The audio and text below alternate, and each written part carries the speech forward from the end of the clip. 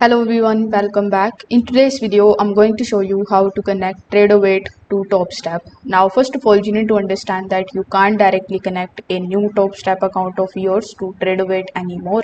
In 2026, Topstep now uses Topstep X as its trading platform. So over here, you need to first of all come on Topstep and then log in into your account. When you are inside, you can just simply select the Topstep X as your trading platform. Then you can launch Topstep X from your dashboard. After that, you can enter the username and the password provided by Topstep when you purchased your account.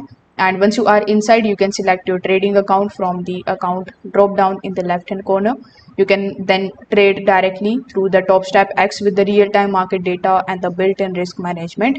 Now, if you don't want to trade directly via Topstep X, the eligible trading combine the express funding accounts can connect you to the quant tower using their Topstep X credentials. So you don't need separate API access for this particular connection. So currently this is the only method for you to basically use Tradovate type of dashboard inside Topstep.